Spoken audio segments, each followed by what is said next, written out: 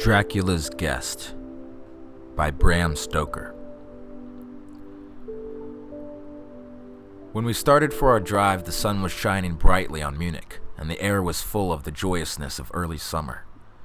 Just as we were about to depart, Herr Delbruck, the maitre d' of the Quatre Saisons, where I was staying, came down bareheaded to the carriage, and after wishing me a pleasant drive, said to the coachman, still holding his hand on the handle of the carriage door, "Remember you are back by nightfall. The sky looks bright, but there is a shiver in the north wind that says there may be a sudden storm, but I am sure you will not be late." Here he smiled and added, "For you know what night it is." John answered with an emphatic, "Ja, mynheer," and touching his hat, drove off quickly.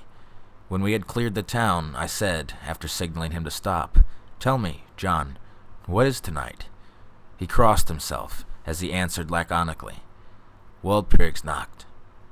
Then he took out his watch, a great old-fashioned German silver thing as big as a turnip, and looked at it, with his eyebrows gathered together and a little impatient shrug on his shoulders. I realized that this was his way of respectfully protesting against the unnecessary delay, and sank back in the carriage, merely motioning him to proceed. He started off rapidly, as if to make up for lost time. Every now and then the horses seemed to throw up their heads and sniff the air suspiciously. On such occasions, I often looked round in alarm. The road was pretty bleak, for we were traversing a sort of high, wind-swept plateau. As we drove, I saw a road that looked but little used, and which seemed to dip through a little winding valley. It looked so inviting that even at the risk of offending him, I called John to stop, and when he had pulled up, I told him I would like to drive down that road. He made all sorts of excuses and frequently crossed himself as he spoke. This somewhat piqued my curiosity, and I asked him various questions. He answered fencingly, and repeatedly looked at his watch to protest. Finally I said, "Well, John, I want to go down this road. I shall not ask you to come unless you like, but tell me why you do not like to go. That is all." For answer he seemed to throw himself off the box, so quickly did he reach the ground. Then he stretched out his hands appealingly to me and implored me not to go. There was just enough of English mixed with German for me to understand the drift of his talk. He seemed always just about to tell me something, the very idea of which evidently frightened him, but each time he pulled himself up saying, "Waldpirigsnacht."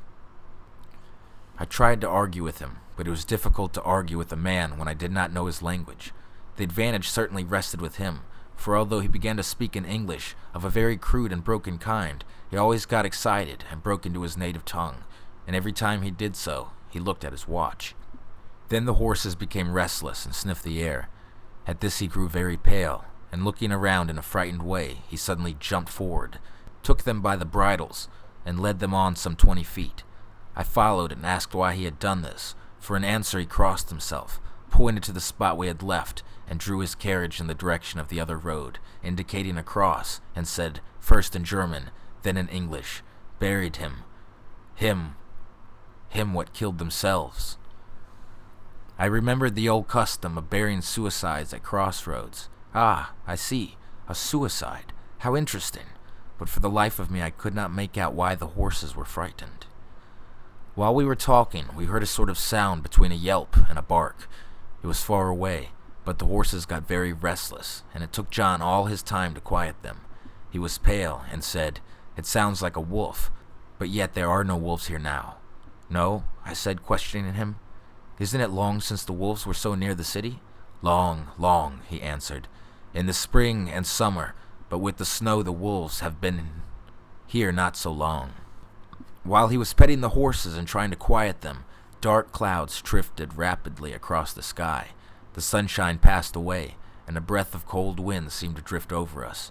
It was only a breath, however, and more of a warning than a fact, for the sun came out brightly again. John looked under his lifted hand at the horizon and said, "The storm of snow. He comes before long time." Then he looked at his watch again, and straightway, holding his reins firmly, for the horses were still pawing the ground restlessly and shaking their heads, he climbed to the box, as though the time had come for proceeding on our journey. I felt a little obstinate, and did not at once get into the carriage. "Tell me," I said, "about this place where the road leads," and I pointed down. Again he crossed himself and mumbled a prayer before he answered. "It is unholy." "What is unholy?" I inquired. "The village. Then there is a village. No. No one lives there hundreds of years. My curiosity was piqued. But you said there was a village. There was. Where is it now? Whereupon he burst out into a long story in German and English, so mixed up that I could not quite understand exactly what he said. Roughly I gathered that long ago, hundreds of years, men had died there and been buried in their graves, but sounds were heard under the clay, and when the graves were opened, men and women were found rosy with life and their mouths red with blood, and so in haste to save their lives, aye, and their souls, and here he crossed himself. Those who were left fled away to other places, where the living lived and the dead were dead, and not something, who was evidently afraid to speak the last words. As he proceeded with his narration, he grew more and more excited. It seemed as if his imagination had got a hold of him, and he ended in a perfect paroxysm of white-faced fear, perspiring, trembling, and looking round him, as if expecting that some dreadful presence would manifest itself there in the bright sunshine on the open plain. Finally, in an agony of desperation, he cried, "Walpurgisnacht," and pointed to the carriage for me to get in. All my English blood rose at this, and standing back I said, "You are afraid, John. You are afraid. Go home. I shall return alone. The walk will do me some good." The carriage door was open. I took from the seat my oak walking stick, which I always carry on my holiday excursions, and closed the door, pointing back to Munich, and said, "Go home, John. Walpurgisnacht doesn't concern Englishmen." The horses were now more restive than ever, and John was trying to hold them in, while excitedly imploring me not to do anything so foolish. I pitied the poor fellow. He was so deeply in earnest, but at the same time I could not help laughing. His English was quite gone now. In his anxiety he had forgotten that his only means of making me understand was to talk my language, so he jabbered away in his native German. It began to be a little tedious. After giving the direction, "Home," I turned to go down the crossroad into the valley. With a despairing gesture, John turned his horses towards Munich. I leaned on my stick and looked after him. He went slowly along the road for a while. Then there came over the crest of the hill a man, tall and thin. I could not see so much in the distance. When he drew near the horses, they began to jump and kick about, then to scream with terror. John could not hold them in. They bolted down the road, running away madly. I watched them out of sight, then looked for the stranger, but I found that he, too, was gone. With a light heart, I turned down the side road, through the deepening valley to which John had objected. There was not the slightest reason that I could see for his objection, and I dare say I tramped for a couple of hours without thinking of time or distance, and certainly without seeing a person or a house. So far as the place was concerned, it was desolation itself, but I did not notice this particularly till, on turning a bend in the road, I came upon a scattered fringe of wood. Then I recognized that I had been impressed unconsciously by the desolation of the region through which I had passed. I sat down to rest myself and began to look around. It struck me that it was considerably colder than it had been at the commencement of my walk. A sort of sighing sound seemed to be around with me. Now and then, high overhead, a sort of muffled roar. Looking upwards, I noticed that great thick clouds were drafting rapidly across the sky from north to south at a great height. There were signs of coming storm in some lofty stratum of the air. I was a little chilly, and thinking that it was the sitting still after the exercising of walking, I resumed my journey. The ground I passed over now was much more picturesque. There were no striking objects that the eye might single out, but in all there was a charm of beauty. I took little heed of time, and it was only when the deepening twilight forced itself upon me that I began to think of how I should find my way home. The air was cold, and the drifting of clouds high overhead was more marked. They were accompanied by a sort of far-away rushing sound, through which seemed to come at intervals that mysterious cry which the driver had said came from a wolf. For a while I hesitated. I had said I would see the deserted village, so on I went, and presently came on a wide stretch of open country, shut in by the hills all around. Their sides were covered with trees which spread down to the plain, dotting in clumps the gentler slopes and hollows which showed here and there. I followed with my eye the winding of the road, and saw that it curved close to one of the densest of these clumps, and was lost behind it. As I looked, there came a cold shiver in the air, and the snow began to fall. I thought of the miles and miles of bleak country I had passed, and then hurried on to seek shelter of the wood in the front. Darker and darker grew the sky, and faster and heavier fell the snow, till the earth before and around me was a glistening white carpet, the further edge of which was lost in my misty vagueness. The road was here, but crude, and when on the level its boundaries were not so marked as when it passed through the cuttings, and in a little while I found that I must have strayed from it, for I missed underfoot the hard surface, and my feet sank deeper in the grass and moss. Then the wind grew stronger, and blew with ever-increasing force, till I was fain to run before it. The air became icy cold, and in spite of my exercise, I began to suffer. The snow was now falling so thickly and whirling around me in such rapid eddies that I could hardly keep my eyes open. Every now and then the heavens were torn asunder by vivid lightning, and in the flashes I could see ahead of me a great mass of trees, chiefly yew and cypress, all heavily coated with snow. I was soon amongst the shelter of the trees, and there in the comparative silence I could hear the rush of wind high overhead. Presently the blackness of the storm had become merged in the darkness of the night. By and by the storm seemed to be passing away, and now only came in fierce puffs or blasts. At such moments the weird sound of the wolf appeared to be echoed by many similar sounds around me. Now and again, through the black mass of drifting cloud, came a straggling ray of moonlight which lit up the expanse and showed me that I was at the edge of a dense mass of cypress and yew trees. As the snow had ceased to fall, I walked out from the shelter and began to investigate more closely. It appeared to me that amongst so many old foundations as I had passed, there might be still standing a house in which, though in ruins, I could find some sort of shelter for a while. As I skirted the edge of the copse, I found that a low wall encircled it, and following this I presently found an opening. Here the cypresses formed an alley leading up to a square mass of some kind of building. Just as I caught sight of this, however, the drifting clouds obscured the moon, and I passed up the path in darkness. The wind must have grown colder, for I felt myself shiver as I walked, but there was hope of shelter, and I groped my way blindly on. I stopped, for there was a sudden stillness. The storm had passed, and perhaps in sympathy with nature's silence, my heart seemed to cease to beat. But this was only momentarily, for suddenly the moonlight broke through the clouds, showing me that I was in a graveyard, and that the square object before me was a great massive tomb of marble, as white as the snow that lay all around it.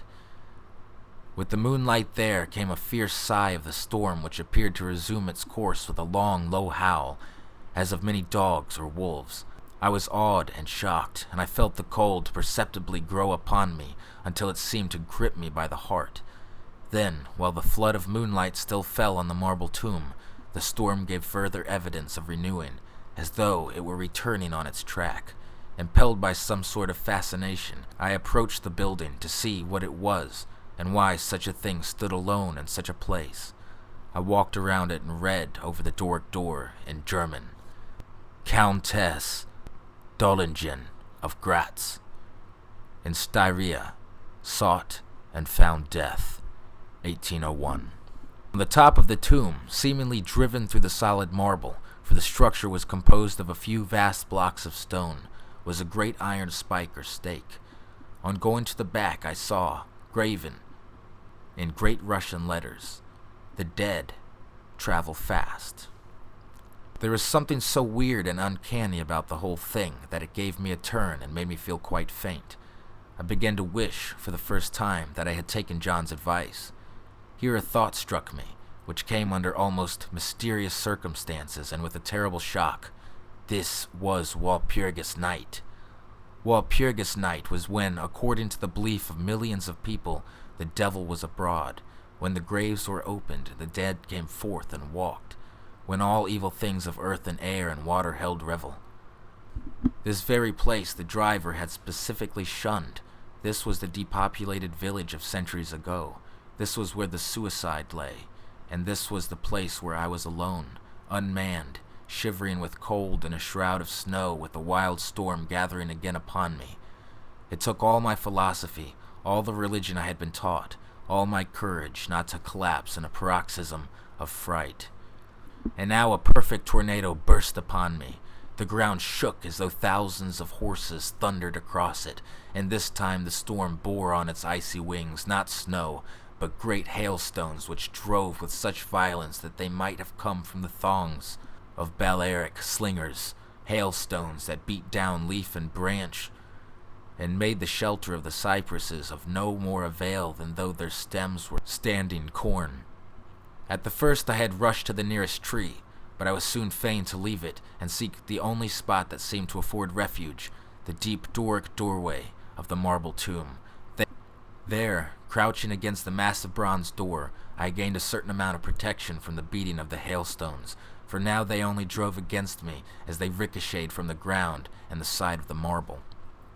As I leaned against the door, it moved slightly and opened inwards. The shelter of even a tomb was welcome in this pitiless tempest, and I was about to enter it, when there came a flash of forked lightning that lit up the whole expanse of the heavens.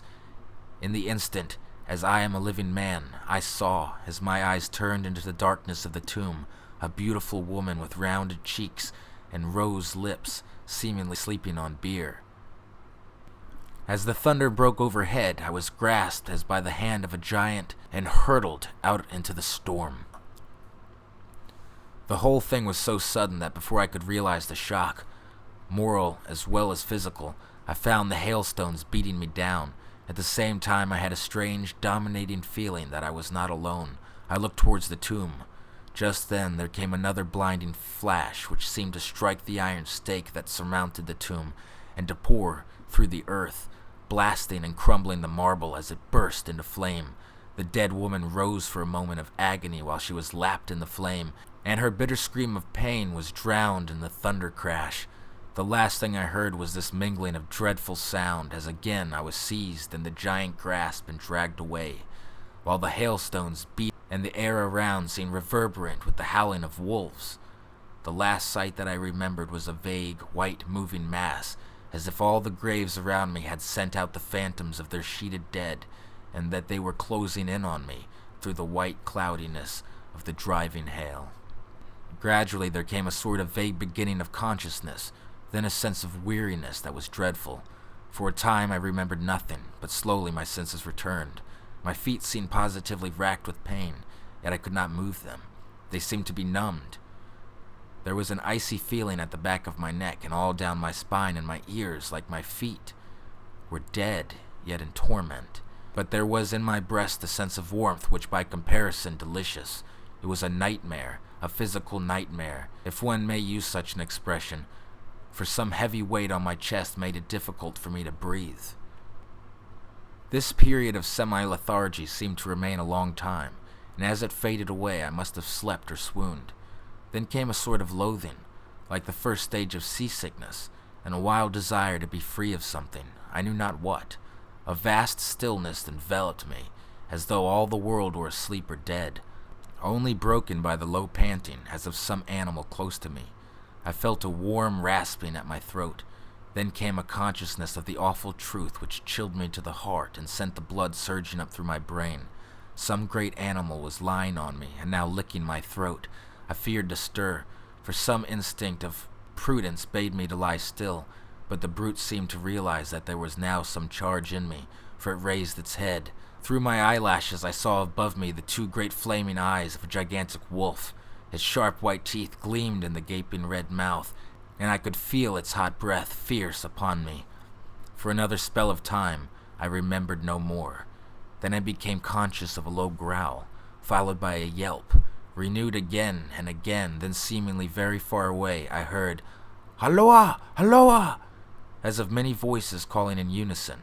Cautiously I raised my head and looked in the direction whence the sound came, but the cemetery blocked my view. The wolf still continued to yelp in a strange way, and a red glare began to move round the grove of cypresses, as though following the sound. As the voices drew closer, the wolf yelped faster and louder. I feared to make either sound or motion. Nearer came the red glow over the white pale, which stretched into the darkness around me. Then all at once from beyond the trees there came a trot, a troop of horsemen bearing torches. The wolf rose from my breast and made for the cemetery. I saw one of the horsemen, soldiers by their caps and their long military cloaks, raise his carbine and take aim. A companion knocked up his arm, and I heard the ball whiz over my head. He had evidently taken my body for that of a wolf. Another sighted the animal as it slunk away, and a shot followed. Then, at a gallop, the troop rode forward, some towards me, others following the wolf as it disappeared amongst the snow-clad cypresses. As they drew near, I tried to move, but was powerless, although I could see and hear all that went on around me. 2 or 3 of the soldiers jumped from their horses and knelt beside me. One of them raised my head and placed his hand over my heart. "Good news, comrades," he cried. "His heart still beats." Then some brandy was poured down my throat. It put vigor in me, and I was able to open my eyes fully and look around. Lights and shadows were moving among the trees, and I heard men call to one another.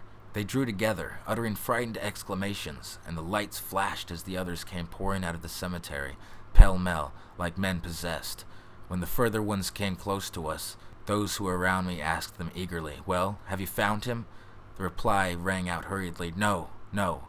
Come away, quick, quick. This is no place to stay, and on this of all nights." "What was it?" was the question asked in all manner of keys. The answer came variously and all indefinitely, as though the men were moved by some common impulse to speak, yet were restrained by some common fear from giving their thoughts. It indeed," gibbered one, whose wits had plainly given out for the moment. "A wolf, and yet not a wolf," another put in shudderingly. "No use trying for him without a sacred bullet," a third remarked in a more ordinary manner. "Serve us right for coming out on this night. Truly we have earned our 1,000 marks," were the ejaculations of the fourth. There was blood on the broken marble. Another said that after a pause, "The lightning never brought that there. And for him, is he safe? Look at his throat. See, comrades, the wolf has been lying on him and keeping his blood warm." The officer looked at my throat and replied, "He is all right. The skin is not pierced. What does it all mean? We should never have found him but for the yelping of the wolf." "What became of it?" asked the man who was holding up my head and who seemed the least panic-stricken of the party, for his hands were steady and without tremor. On his sleeve was the chevron of a petty officer. "It went home," answered the man, whose long face was pallid and who actually shook with terror as he glanced around him fearfully. "There are graves enough there in which it may lie. Come, comrades, come quickly. Let us leave this cursed spot." The officer raised me to a sitting posture as he uttered a word of command. Then several men placed me upon a horse. He sprang the saddle behind me, took me in his arms, gave the word in advance, and, turning our faces away from the cypresses, we rose away in swift military order. As yet my tongue refused its office, and I was perforce silent. I must have fallen asleep, for the next thing I remembered was finding myself standing up, supported by a soldier on each side of me. It was almost broad daylight, and to the north a red streak of sunlight was reflected like a path of blood over the waste of snow. The officer was telling the men to say nothing of what they had seen, except that they found an English stranger, guarded by a large dog. "Dog? That was no dog," cut in the man who had exhibited such fear. "I think I know a wolf when I see one." The young officer answered calmly, "I said a dog." "Dog," reiterated the other ironically. It was evident that his courage was rising with the sun, and pointing to me, he said, "Look at his throat. Is that the work of a dog, master?" Instinctively, I raised my hand to my throat, and as I touched it, I cried out in pain. The men crowded round to look, some stooping down from their saddles, and again there came the calm of a young officer's voice. "A dog," as I said. If aught else were said, we should only be laughed at. I was then mounted behind a trooper, and we rode on into the suburbs of Munich. Here we came across a stray carriage into which I was lifted, and it was driven off to the Quatre Saisons. The young officer with me, while a trooper followed with his horse, and the others rode off to the barracks. When we arrived, Herr Delbruck rushed so quickly down the steps to meet me that it was apparent he had been watching within. Taking me by both hands, he solicitously led me in. The officer saluted me and was turning to withdraw, when I recognized his purpose and insisted that he should come to my rooms. Over a glass of wine, I warmly thanked him and his brave comrades for saving me. He replied simply that he was more than glad that Herr Delbruck had at the first taken steps to make all the searching party pleased, at which ambiguous utterance the maitre d' smiled, while the officer pleaded duty and withdrew. "But Herr Delbruck," I inquired, "how and why was it that the soldiers searched for me?"